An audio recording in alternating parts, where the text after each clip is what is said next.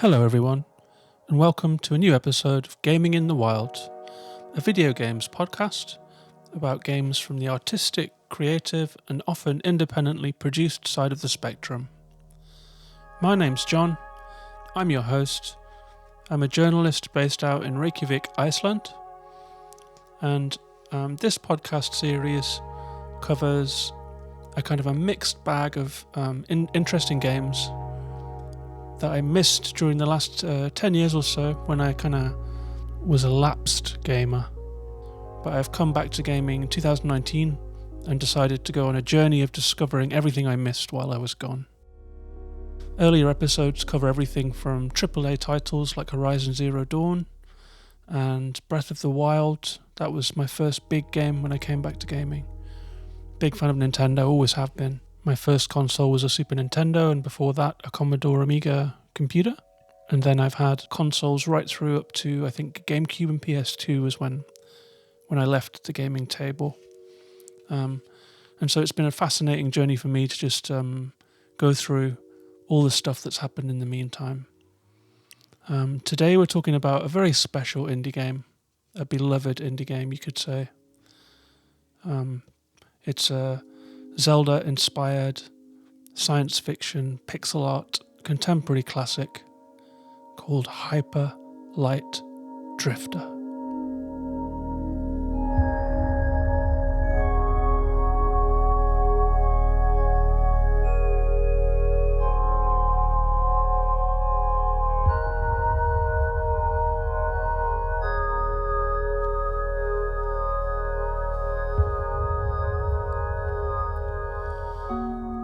There's a lot to love about this game, not least the soundtrack, which we're listening to now by Disaster Peace.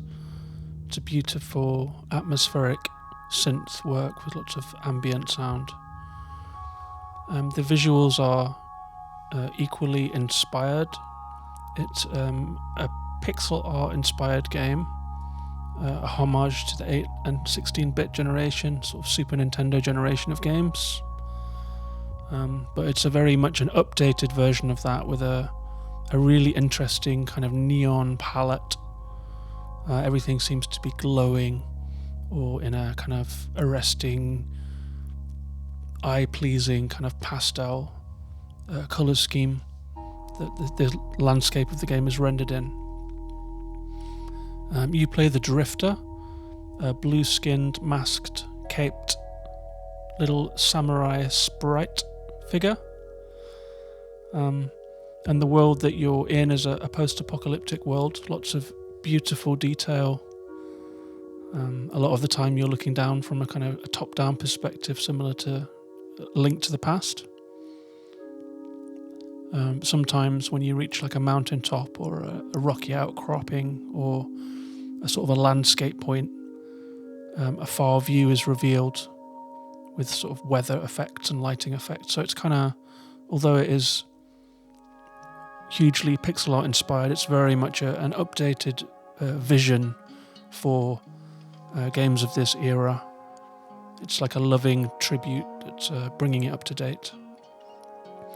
Much like Hollow Knight is a kind of a tribute to Metroid and the Metroidvania genre, I feel like Hyper Light Drifter is the same kind of tribute and update and kind of expansion on the formula of A Link to the Past. The creator of this game, Alex Preston, started as a solo dev. He has a very famous backstory of having an illness himself and having a lot of downtime because of that, a life-threatening illness, chronic condition, heart condition.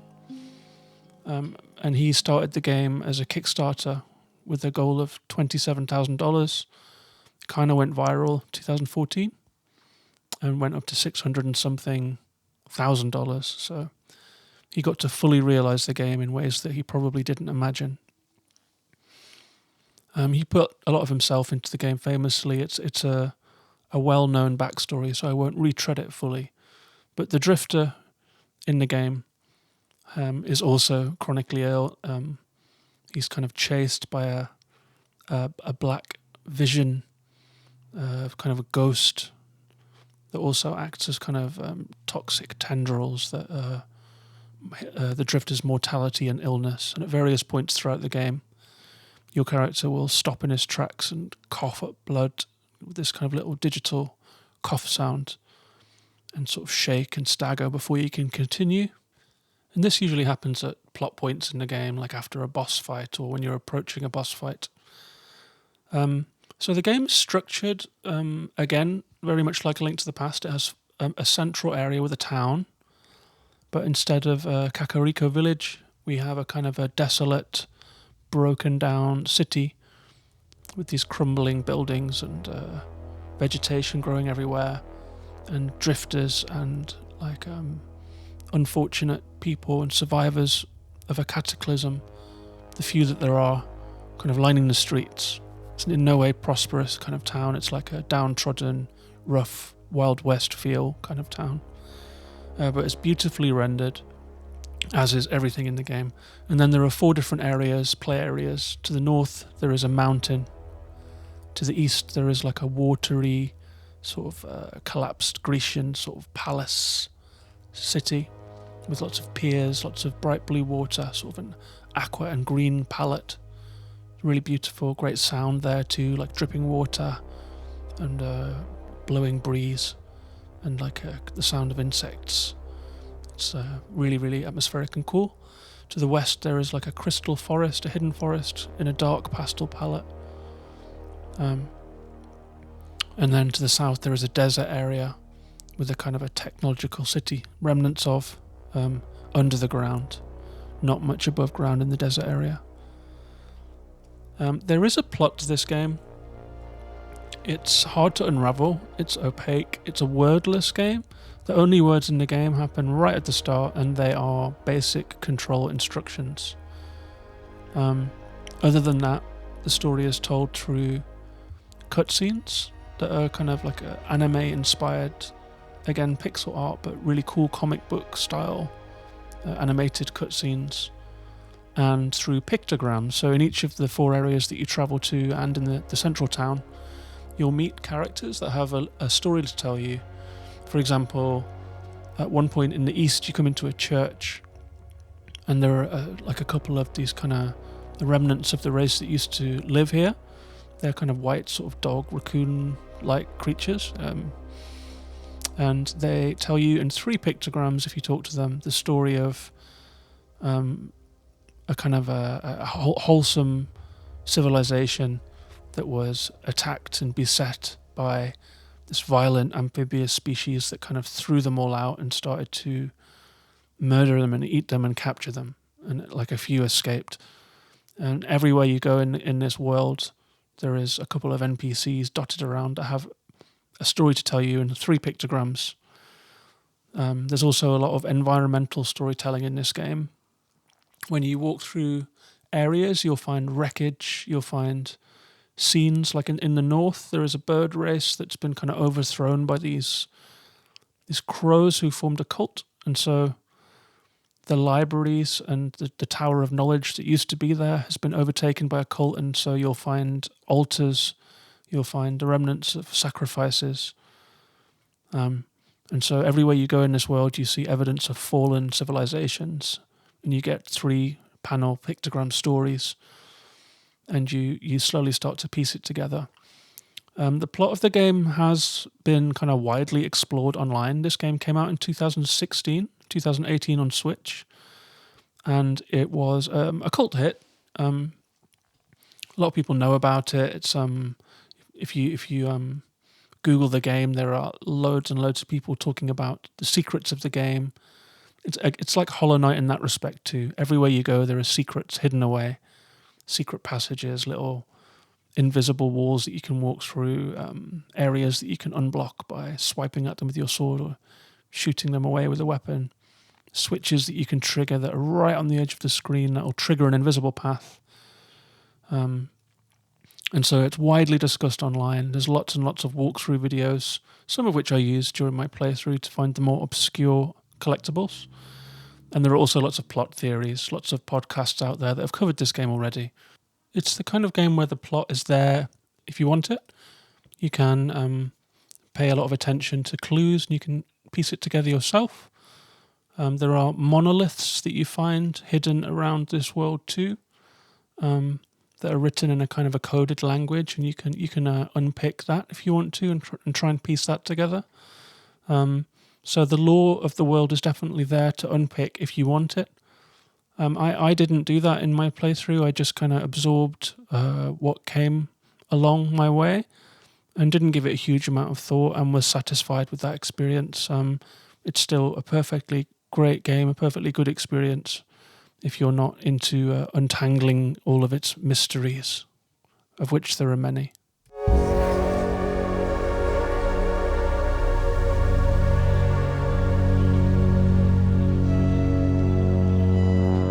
The bare basics are that as the Drifter, you begin the game by having a vision of 4 civilizations joining together in scientific research and discovering a powerful energy source which powers all of their kingdoms. But something goes terribly wrong. There is a huge explosion that devastates civilization. The power source is seemingly possessed by some kind of dark, shadowy force, the same one that haunts the Drifter throughout the game. There are 4 giant titans that appear and devastate civilization further. They are destroyed, but there's not much left by the end of the battle.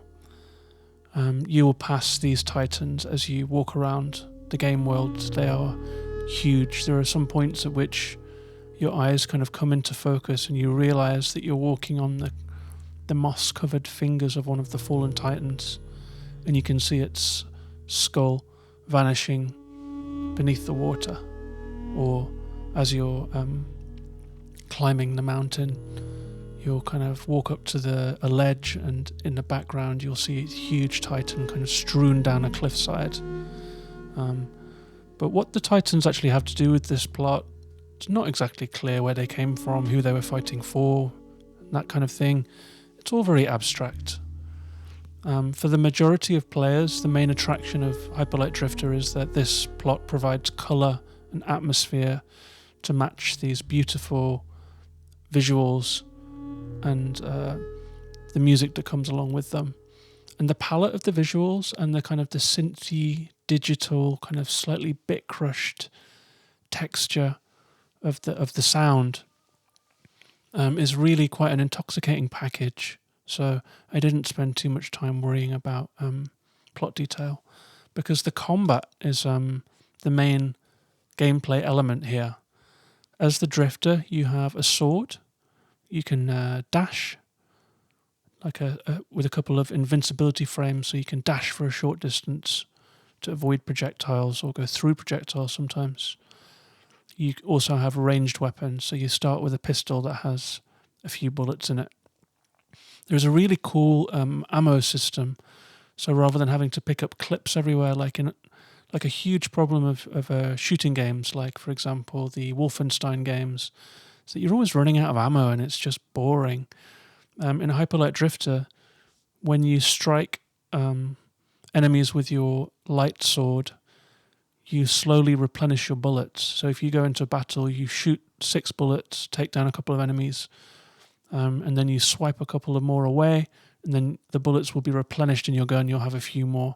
So you can strategically plan your battle with dash to avoid or to get closer. Let's say you unload a clip of 6 bullets to take out one enemy, you dash close, take out another with your sword, and you have your clip full again, so you dash away.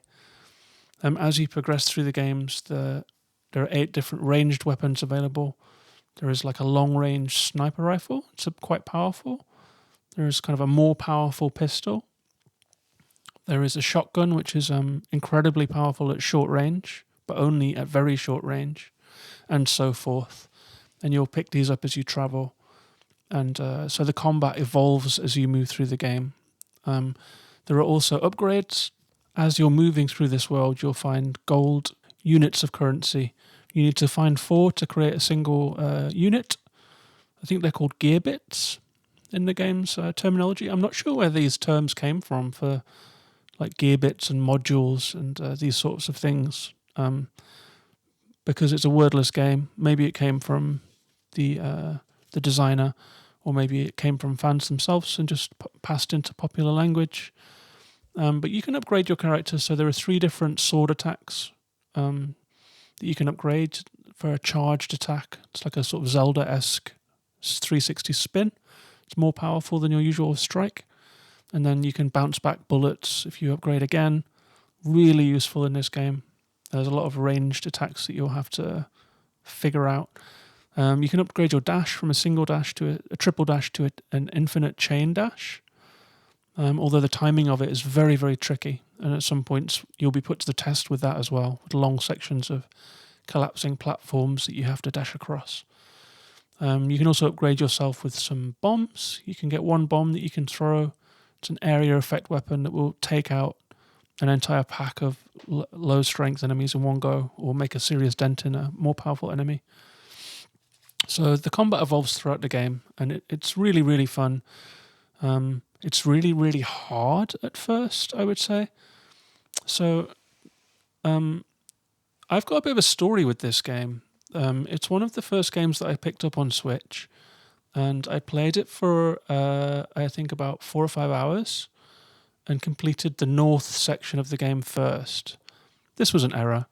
I later discovered online that the universal opinion is that you should go east first, because it's a much easier ride. But I went north. There is like a kind of a pictogram that kind of perhaps unintentionally suggests that you should move north first. It's a pictogram that explains that in each area of the game there are 4 modules that you need to collect. And so I collected the north one. I beat the northern boss. Very, very, very difficult boss fight.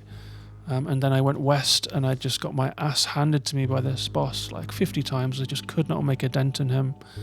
And I rage quit the game. I was done. I was Googling like Hyperlight Drifter and looking at many, many hundreds of other people that have done the same thing.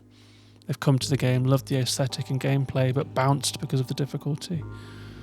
I actually used the music from Hyperlight Drifter on the trailer for this podcast, so it was intended to be one of the first episodes, but I was away from it for a very long time. And then the PS5 the games unveil came along recently, and one of the games was Solar Ash Kingdom, which is going to be a 3D sequel to Hyperlight Drifter, and it was a really cool advert, and I thought I should really just have another go at that game, because since then I've played some pretty tough games. You know, I played Control and finished that one. I played Hollow Knight and finished that one, and had to learn a lot playing Hollow Knight, and so I thought, okay, maybe I've picked up some more skill, basically. So I came back to Hyperlight Drifter, and this time managed to rocket through it, actually. Took out that west boss in a couple of attempts, which was very satisfying after my serial failures back in the day. So it's taken 2 attempts to finish the game, with a 6-month break in between. And difficulty is a factor in this game, for sure.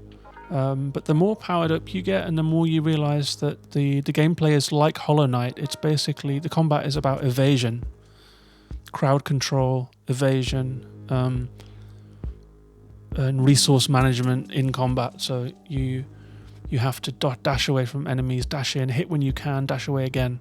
Especially bosses, you have to avoid all of their attacks as your priority, and then hit in a really disciplined way when you can, and then dash away again. And once you've kind of gotten your head around this, the game becomes a lot easier. As you get towards bosses in each area, you pass through these combat arenas where some pillars will come up and you're blocked in, and you'll have to kind of get through some wave attacks of enemies. And they can be really hard. They can be harder than the bosses, actually. Just trying to dash, dodge, evade, make sure you have ammo. You can use healing kits, but they take a second to use, so you have to use them in a little safe spot, or dash away and use them in a corner. But the combat is tough.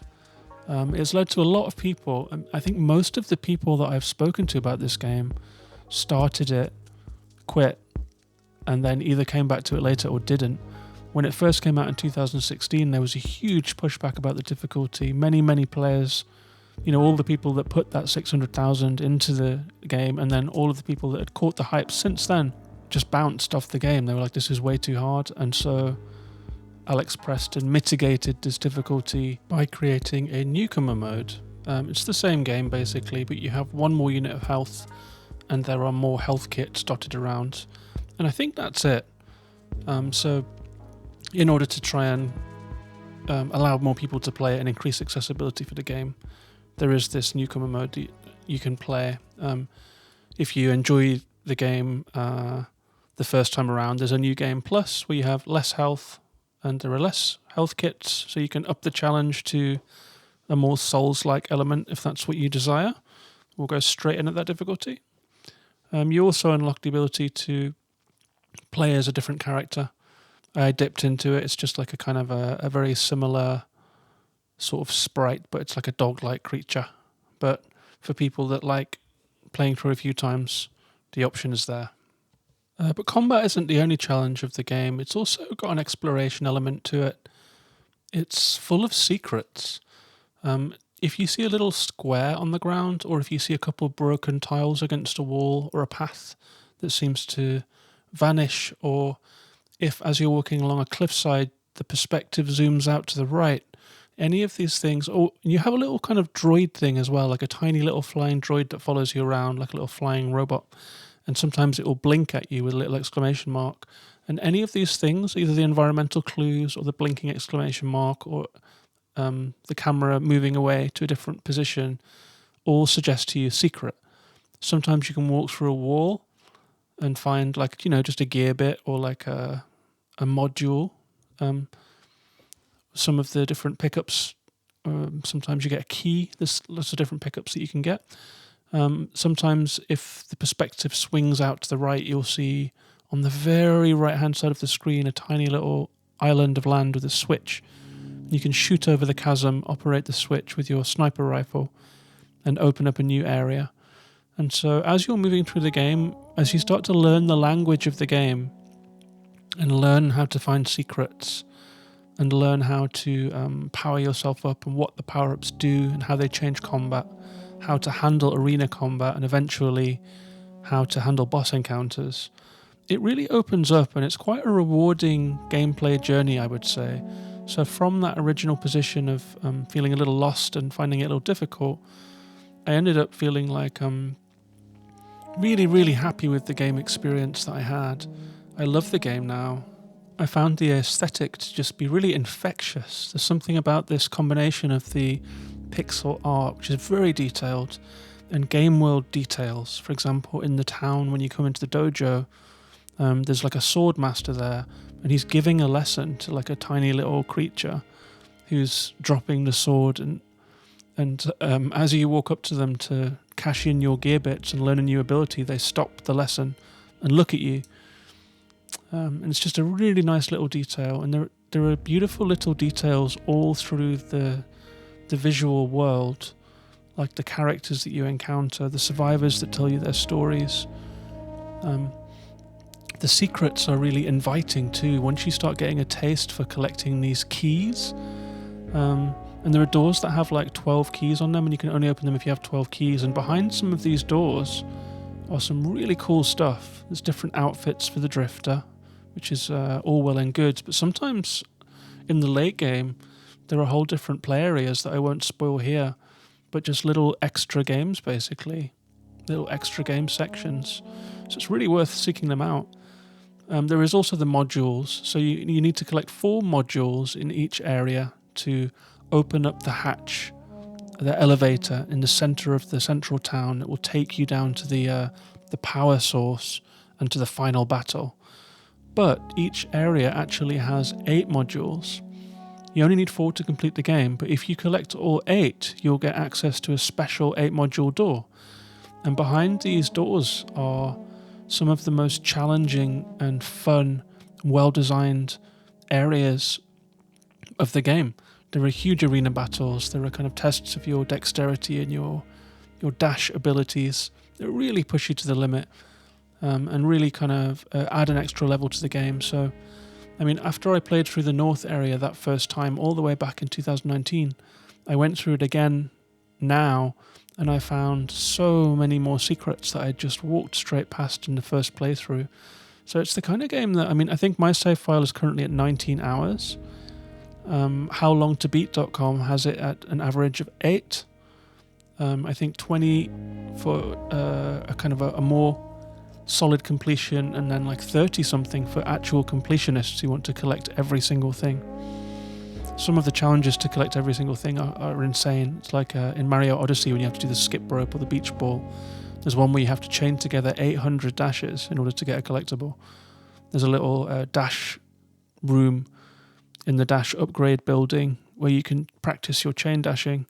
I got up to 46 and thought that I'd done amazingly well, and then found out that you get like a prize at 100 and a prize at 800. So I don't think I'll be getting those. I was just happy to survive the dash sections. They're really, really tough.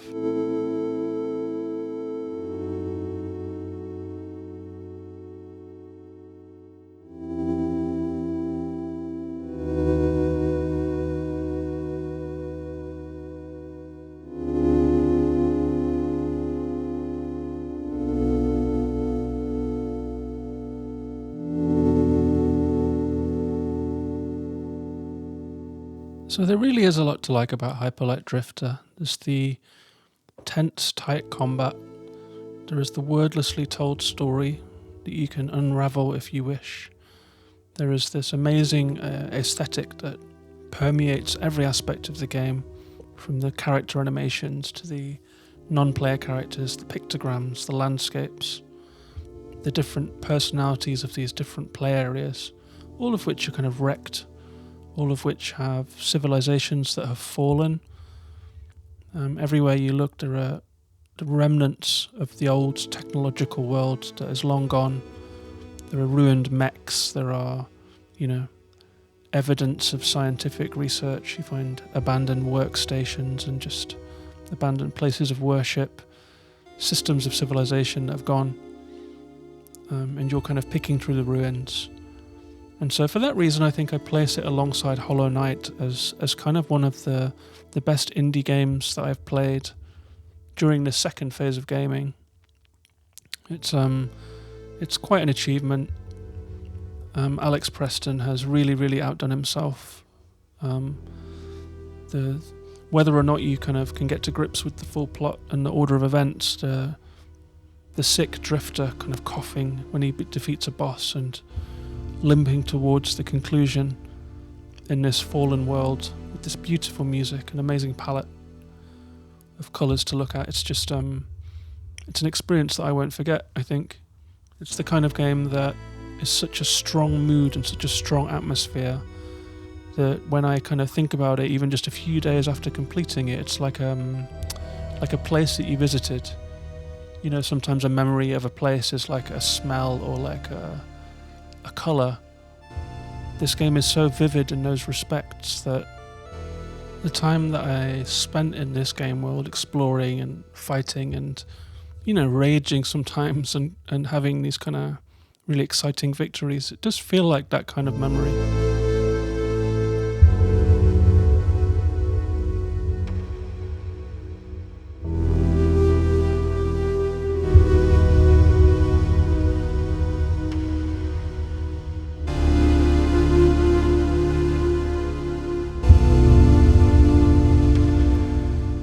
So that's Hyperlight Drifter. It's available on Switch, PlayStation 4. I believe it's on Xbox. It's on Steam. It's kind of available for everything. There is an iOS version. I would only recommend playing the iOS version if you're prepared to connect an iPad to a controller. I daren't think what the touch controls are like because it's such a tight system. But it's a great game. I've absolutely loved it. It's one of those kind of collectible indie classics that feels like the kind of game that you want to tell everyone to play.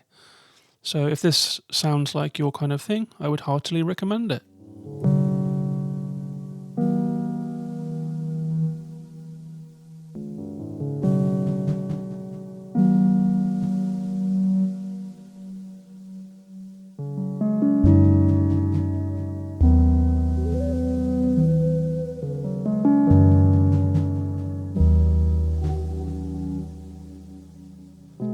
So So that's the episode. Hope you enjoyed it.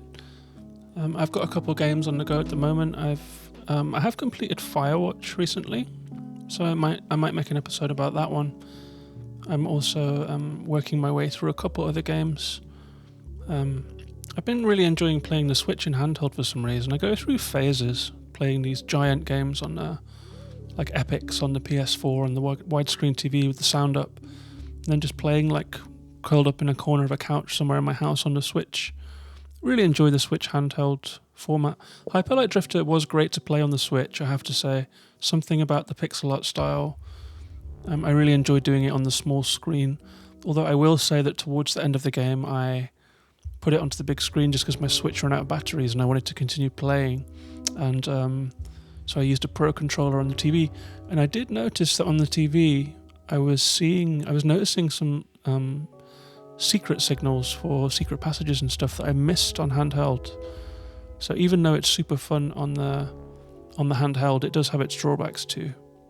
But Hyper Light Drifter, very much recommended. Hope you enjoyed this show. If you did, you can follow me on Twitter at Gaming in the Wild. I'm also on Instagram. I'm on YouTube. And there is a Facebook page for Gaming in the Wild, although it's not heavily populated currently. But I always appreciate a follow there. I live stream on Twitch, so you can always come along and drop into a stream and say hello. Usually I'll do a session with the game that the podcast is about, so if you're hearing this shortly after release, I think I'll do a Hyper Light Drifter Twitch stream just to show people the game and talk about it a little bit. Also, I guess some news from my perspective is that I finished the one finish a week challenge this week, and Hyper Light Drifter was my 52nd finish of the year. This is a kind of a Twitter community thing. I believe it was started by some of the guys in Switchcore, which is like a hashtag Switchcore, spelled CORPS. And because there are a lot of physical collectors in that community, they end up with piles and piles of games, and they're trying to leap onto games before they're sold out. And so they end up with more than they can play. And this challenge is a kind of a way to get through that pile and incentivize finishing games rather than just dipping into them or collecting them. But I kind of somehow ended up in this group, and I've really enjoyed working my way through 52 games already this year. And they have varied from like a 20-minute game, like The Good Time Garden, or like a couple of hours game, like Journey or something like that, or Firewatch, right through to kind of 100-hour plus games like No Man's Sky, or like big open world epics like Horizon Zero Dawn. Some big games like 20-hour games like Control, things like that. So there's been a real mixture. And maybe I'll do an episode about that. Or maybe I'll save it and do it towards the end of the year, see how many games I end up finishing this year, do a special episode and pull out some of the most memorable games. So that's been a lot of fun. If you'd like to see all of that going down, most of it happens on Twitter. People post on the hashtag #OneFinishAWeek hashtag. So you can come along and see what people are finishing.